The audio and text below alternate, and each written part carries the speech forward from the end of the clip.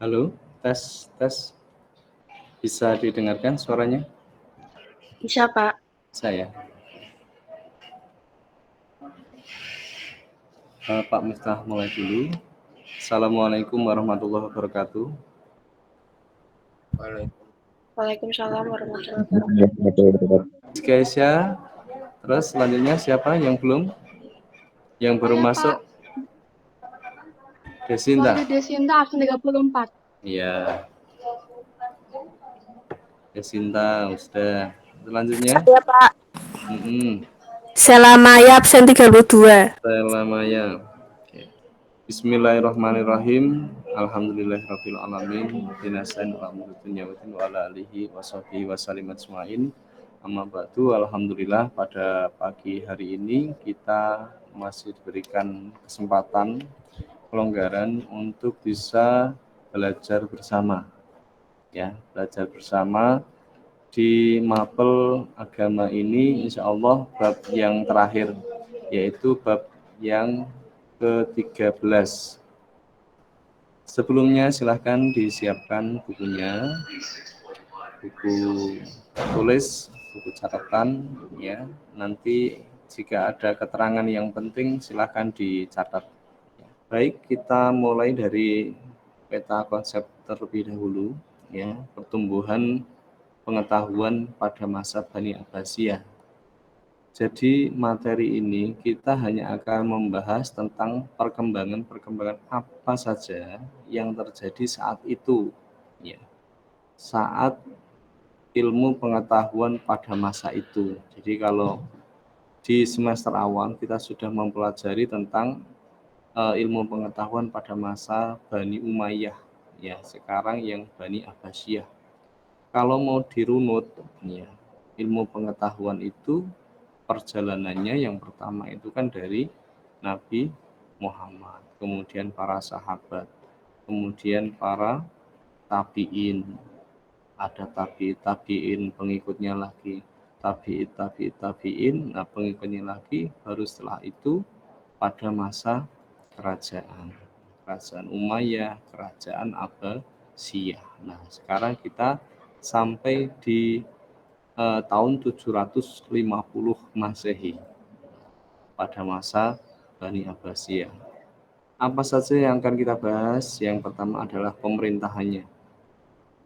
Pemerintahannya itu berarti kita membahas raja-rajanya dari mulai awal sampai akhir, di mana raja yang memerintah dan menjadikan kerajaan Abbasiyah ini menjadi kerajaan yang keemasan. Itu nanti di pemerintahan siapa kita akan bahas.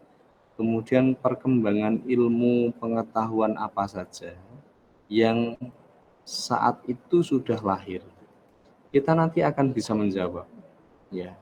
Sebenarnya ilmu-ilmu umum misalnya, ya, kedokteran, kimia, kemudian ada astronomi, itu berasal dari Islam atau berasal dari orang-orang Eropa, orang-orang Barat.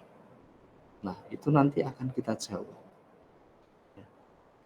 Kalau berasal dari Islam, ya kok kenapa sekarang Islam ini malah justru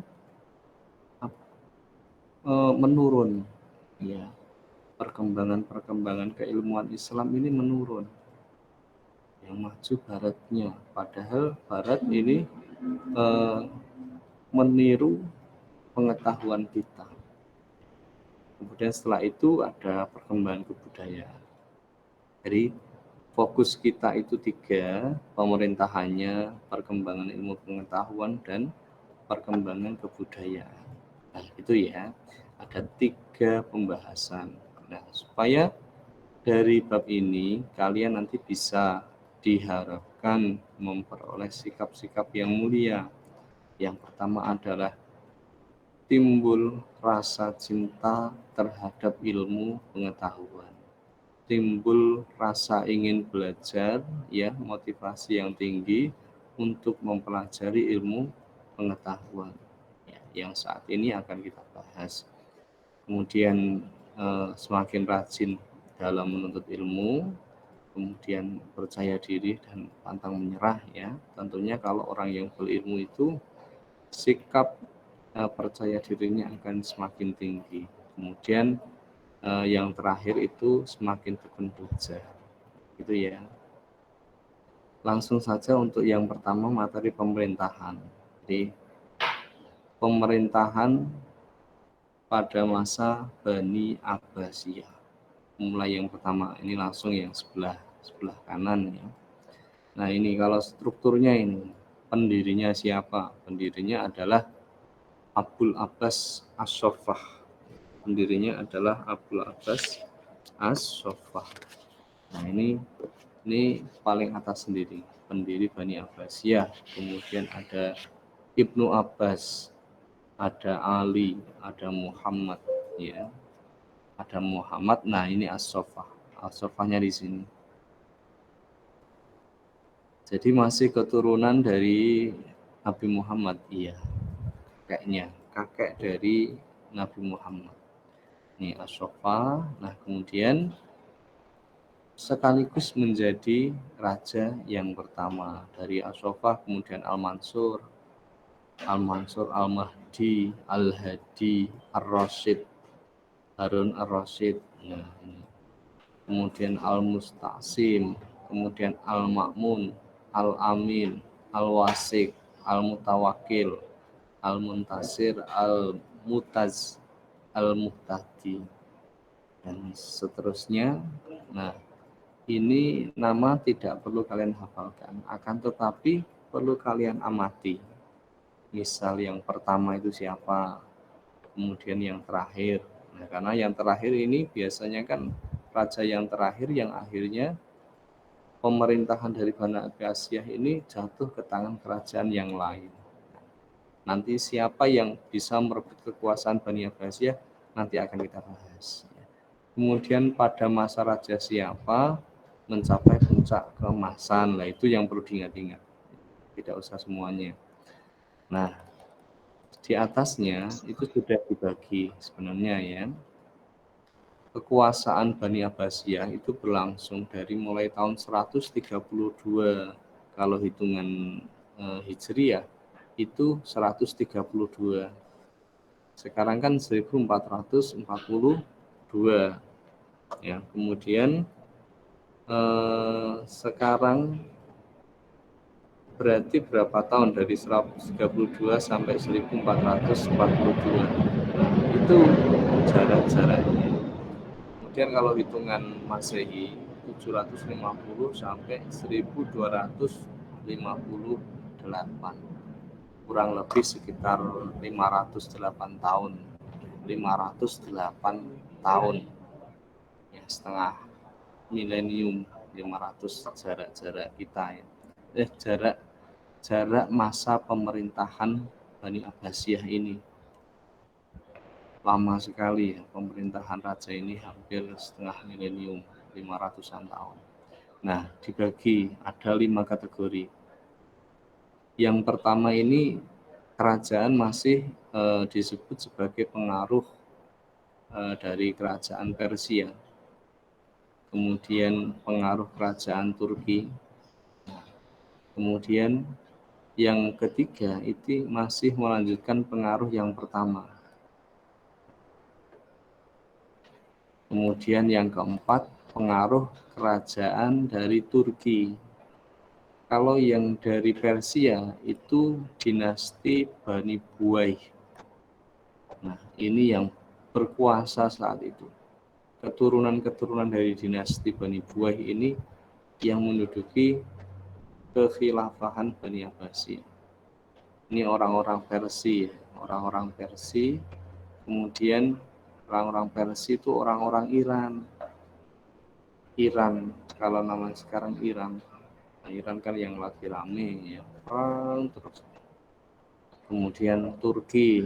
Nah, Turki ini ternyata bisa menduduki kerajaan Abbasiyah, terutama orang-orang keturunan dari dinasti Seljuk, dinasti Bani Seljuk. Nah, kemudian dari periode yang kelima ini bebas pengaruh baik itu dari orang-orang Iran atau orang-orang Turki. Nah, tetapi dari pengaruh ini ternyata Bani Abbasiyah ini berhasil direbut oleh kerajaan Mongolia, Spanyol. Ini suka merebut memang. Bahkan pernah ke Indonesia ya, dinasti Mongol itu ya. Dinasti Mongol itu pernah melakukan ekspansi ke Indonesia. Pada masa siapa? Ayo, ya ada yang masih ingat enggak? Ini SD ada ini diajak. Ayo, siapa yang pernah ingat kalau ekspansi dari kerajaan Mongol ke Indonesia itu pada masa kerajaannya siapa kalau di Indonesia? Silahkan kalau ada yang mau jawab.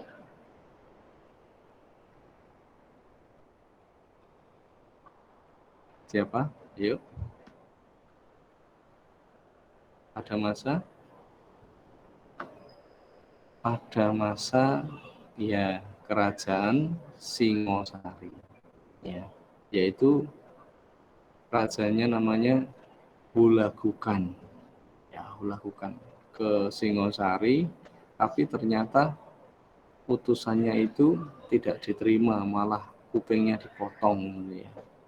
Kerajaan dari Mongol itu ternyata tidak bisa ke Indonesia. Putusannya kupingnya dipotong menggunakan pedang. Nah, saat itu juga bangsa Mongol ini bangsa yang aktif yang menyerang kerajaan-kerajaan yang lain. Nah, termasuk kerajaan Abbasiyah ini jatuh ke tangan Mongolia. Baik, selanjutnya, nah itu Permisi pemerintah. Pak, Ya, sedikit menyela, ada beberapa teman belum di ACC Pak. sebentar. Ada, oh iya. Ini yang baru masuk nanti di akhir pembelajaran absen ya. Yang belum atau yang masuk ini barusan ini nanti di akhir pembelajaran absen sendiri-sendiri. Bisa dilanjut? Bisa Bisa Pak. dilanjut? Oke, nah sudah itu rajanya. Silahkan nanti dicatat mana yang penting ya. Nah, sekarang ibu kota. Namanya kerajaan itu pasti punya ibu kota negara. Nah, Indonesia juga punya ya, sebuah negara punya ibu kota negara. Asalnya itu di Hasimiyah. Hasimiyah, Al-Hasimiyah. Nah, ini dinamakan oleh kakeknya Kanjeng Nabi ya, Al-Hasimiyah. Tapi satu tahun ketika masa pemerintahannya Khalifah Al-Mansur, ini yang kedua, ibu kota pindah di Baghdad. Pindah di Baghdad, nah akhirnya ya sampai dinasti itu berakhir masih di Baghdad. Nah, selanjutnya pada masa pemerintahan siapa saja mulai perkembangan ya Mansur. Kalau Al-Mansur kan masih pertama ya, yang dibangun ya tentang internal, tentang pemerintahannya. Kemudian baru membuat semacam lembaga eksekutif, yudikatif, ya, DPR, MA, nah, kalau istilah sekarang. Kemudian Al-Mansur wazir, perdana menteri, kalau sekarang perdana menteri. Dan selanjutnya pos. Nah, saat itu pos sudah dibangun ya.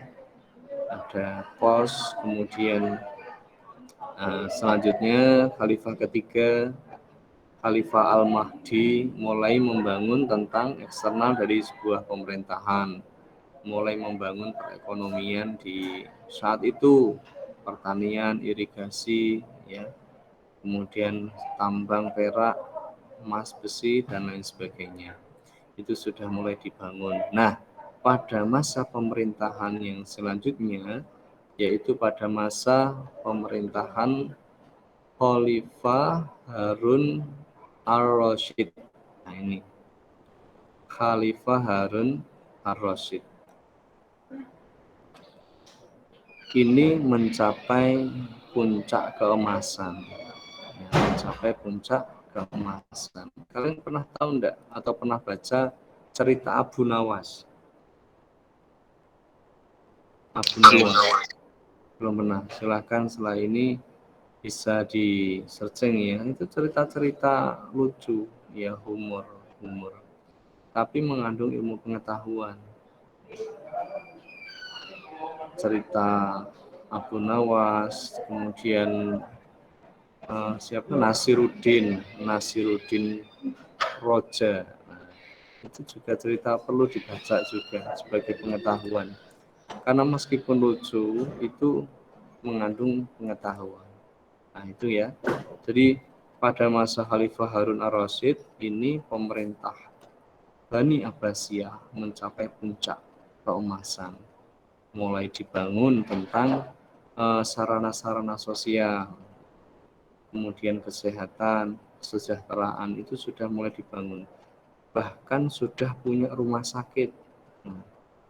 Rumah sakit, kemudian dokter, farmasi, ya. Dan ada sekitar 800 orang dokter. Bayangkan ini masa itu loh, masa 786 Masehi. Teknologi belum ada. Ya, tapi saat itu Islam itu sudah mencapai atau sudah bisa melahirkan tokoh-tokoh di bidangnya. Nah, itulah yang sampai sekarang ini ya ditiru oleh orang-orang barat. Ini berada di Eropa. Ya, tapi kan saat itu masih menjadi orang-orang kita atau orang-orang Islam. Orang Kristiani saat itu ya bisa meniru dari orang-orang Islam sendiri. Nanti akan kita bahas tokoh-tokohnya.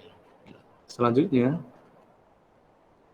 nah ini Al-Mu'tasim, khalifah berikutnya, peluang besar kepada orang-orang Turki masuk ke dalam pemerintahan. Nah, inilah yang mengakibatkan akhirnya kerajaan Abbasiyah itu bisa direbut oleh kerajaan-kerajaan dari luar. Ya, karena ada campur tangan dari kabilah-kabilah yang lain. Ya, akhirnya masuk kerajaan, akhirnya bubar. Ya, kerajaannya hancur karena diserang. Kemudian yang kedua, untuk yang pertama ini atau masalah pemerintahan, adakah yang mau ditanyakan? Masalah pemerintahan ya raja, kemudian perkembangan, silahkan sebelum ke yang kedua. Tidak, Pak. Yang lain sudah cukup dipahami ya. Kalau sudah, untuk yang kedua sekarang materi yang kedua, perkembangan ilmu pengetahuan saat itu. Nah, ini pada masa Daulah Abbasiyah ini merupakan masa keemasan, the golden age. Nah, bagi umat Islam. Nanti jika ada pertanyaan di ujian, pada masa pemerintahannya siapa ya umat Islam mencapai puncak keemasan? Nah, jawabnya adalah pada masa Daulah Abbasiyah. Kenapa dikatakan sebagai puncak keemasan? Karena pada masa ini, semua bidang ekonomi, peradaban, kekuasaan ini mencapai puncak-puncaknya, mencapai puncak-puncak gemilangnya. Bahkan ilmu pengetahuan itu bisa merajai pengetahuan dunia saat itu. Entah saat itu Indonesia posisinya di mana, sudah ada atau belum, ini perlu dikaji lebih mendalam. Ya, ada sumber yang mengatakan saat itu Indonesia sudah ada, tapi nama saat itu bukan Indonesia, ya, tapi Atlantik, negara Atlantik. Nah, itu juga ada, bahkan sahabat Amr bin As itu pernah singgah ke Indonesia. Kemudian Khalifah Ali bin Abi Thalib itu juga pernah singgah ke Indonesia saat itu. Ini tambahan pengetahuan saja ya. Untuk selanjutnya, nah perkembangan dari ilmu pengetahuan ini mulai dari pendirian perpustakaan, kemudian menerjemahkan buku-buku ya dari bahasa asing ke dalam bahasa Arab. Nah, ini banyak sekali tokoh-tokohnya. Siapa saja tokohnya? Nah, ini yang pertama.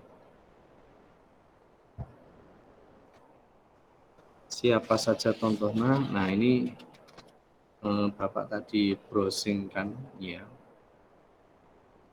Peta kekhalifahan Abbasiyah saat itu. Nah, ini Baghdad. Baghdad ini adalah pusat pemerintahan Bani Abbasiyah. Sebelumnya itu Bani Umayyah ya. Bani Umayyah itu di Damaskus. Nah, ini Damaskus, Baghdad. Nah, ini dekat dengan Yerusalem.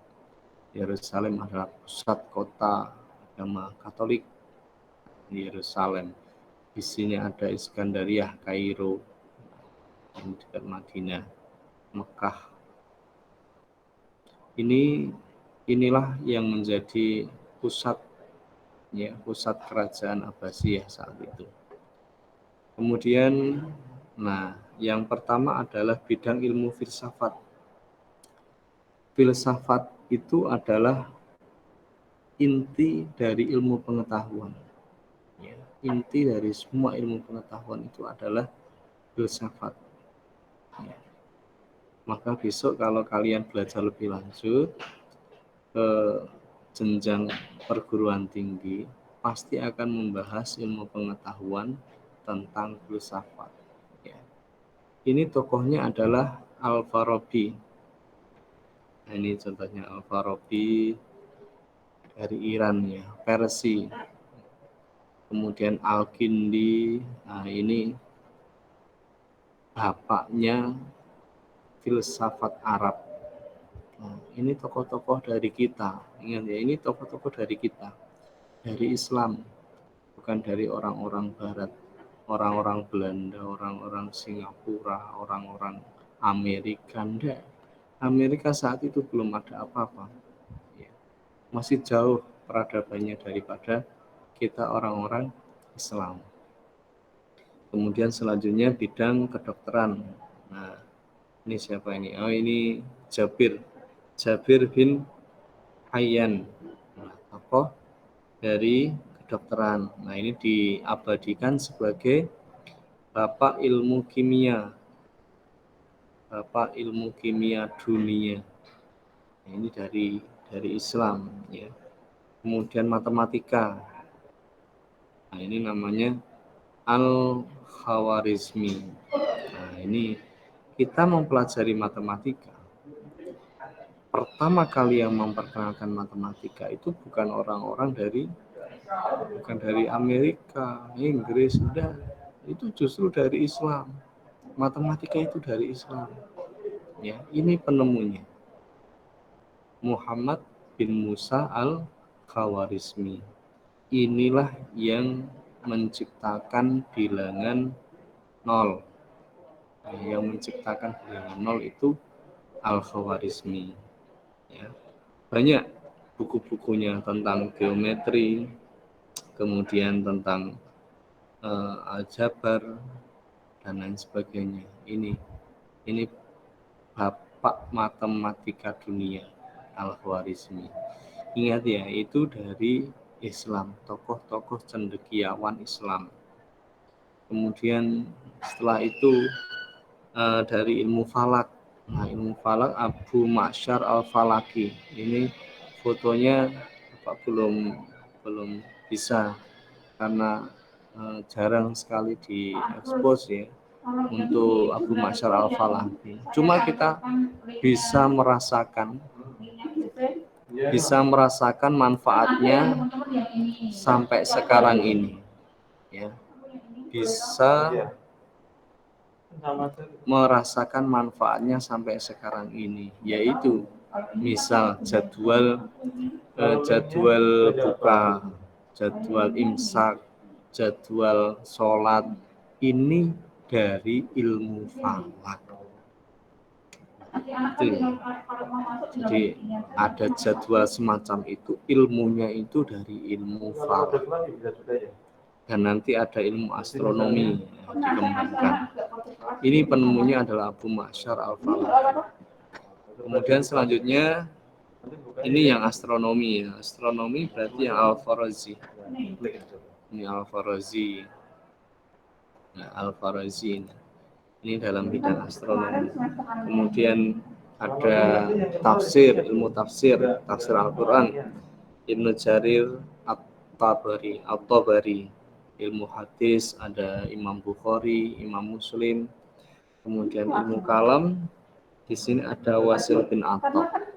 Dan selanjutnya, intinya dari semua tokoh-tokoh yang kita pelajari ini, ternyata itu semua dari tokoh-tokoh kita, tokoh-tokoh Islam. Ya, sekali lagi, bukan tokoh-tokoh dari luar Islam, dari Eropa, dari manalah negara yang saat ini maju. Ya, dulu Islam itu sudah maju, sudah mencapai puncak kejayaannya. Kemudian kok bisa, Pak? Sekarang kok Islam sepertinya kalah, kok sepertinya kok tertinggal jauh. Misalnya apa, industri yang saat ini ya 4.0, Islam kok tidak bisa menciptakan. Semua yang menciptakan banyaknya itu Amerika semua. Nah, itu kenapa? Penyebabnya kenapa? Salah satunya adalah perang salib. Ya, perang salib di mana itu perang besar dunia. Ya, di mana Islam perang dengan orang-orang dari Yerusalem tadi, ya, dari Kristen, ya, yang sampai akhirnya Kristen itu juga banyak sekali cabangnya, ya. Itu dulu perang salib. Ya, orang-orang yang hafal Al-Quran, orang-orang yang pandai dalam ilmu pengetahuan itu bisa dibunuh. Kitab-kitab, buku-buku, karya-karya ulama-ulama Islam saat itu diambil, kemudian diterjemahkan, kemudian kitab aslinya yang berbahasa Arab itu dibakar. Nah, akhirnya apa? Pengetahuan sekarang, taunya pengetahuan itu berasal dari orang-orang Barat. Padahal itu asalnya dari orang kita sendiri. Nah, untuk yang selanjutnya, untuk aktivitas perkembangan kebudayaan, nah, kita bagi dua ini, kota Baghdad dan kota Samarra. Kota Baghdad ini sebagai ibu kota kerajaan Abbasiyah yang didirikan oleh Khalifah Abu Ja'far al-Mansur atau Al-Mansur, Khalifah kedua, ya, pada tahun 762. Ini di tepian Sungai Tigris, ya.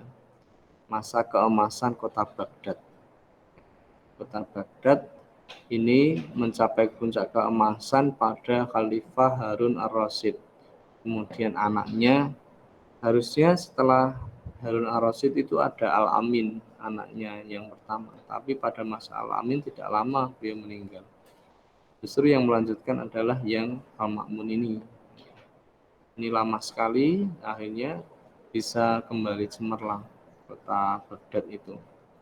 Kemudian ada kota Samarra, ya. Di sebelah timur Sungai Tigris, ya. Jaraknya 60 kilo dari kota Baghdad. Ini ada 17 istana mungil, ya. Menjadi contoh seni bangunan Islam di kota-kota lain. Ya, seperti bangunan-bangunan yang ada di Indonesia, ya, seperti bangunan Masjid Agung. Nah, itu sebenarnya meniru, ya, dari Baghdad itu. Ada yang mengatakan dari Baghdad, ada yang mengatakan dari Spanyol. Itu desain dari Spanyol. Tapi ada juga yang mengatakan itu dari Baghdad. Dan setelahnya itu ada di bidang administrasi, pemerintahan, kemudian organisasi militer, wilayah pemerintahan, pertanian, perdagangan, kemudian astronomi, matematika, geografi, semuanya. Jadi kenapa dikatakan tahun atau masa keemasan umat Islamnya? Ini berbagai banyak bidang. Pemerintahan, pendidikan, kesenian, kebudayaan, semuanya dikembangkan, semuanya ada bahkan sekolah saat itu sudah didirikan, ya, namanya kutab, dulu namanya kutab, sekarang jadi madrasah. Sekarang kalau di Indonesia itu ini ya, seolah-olah dibedakan antara madrasah dan sekolah. Enggak, ya cuma di Indonesia. Ya, di negara-negara lain di madrasah di Arab misal Timur Tengah istilahnya masih tetap pakai madrasah. Ya. Kalau sekolah itu istilahnya orang-orang barat memang. Nah, di Indonesia ini dua-duanya diadopsi, dua-duanya berjalan. Gitu. Untuk yang selanjutnya, nah ini kalian bisa dibaca ya, profil dari penemu angka 0 atau Al-Khawarizmi. Ini nanti bisa dipelajari ya, dan bisa kalian ambil pelajaran ya. Jika orang-orang dulu itu sudah bisa menciptakan ilmu pengetahuan, kenapa yang sekarang itu sulit? Ya, padahal semua teknologi sudah ada, bahkan semua teknologi sudah disediakan. Kita hanya menggunakan akal pikiran kita untuk terus berpikir, terus menemukan ya pengetahuan-pengetahuan yang belum ada di pengetahuan atau ilmu pengetahuan kita sebagai orang Islam. Tunjukkan orang Islam itu ya mampu berpikir, mampu menemukan, ya, supaya tidak kalah dengan orang-orang Barat, ya, dalam hal teknologi, dalam hal pendidikan, dalam hal yang lain. Begitu untuk rangkumannya, silahkan juga kalian baca. Setelah ini barangkali ada yang kita diskusi ya secukupnya.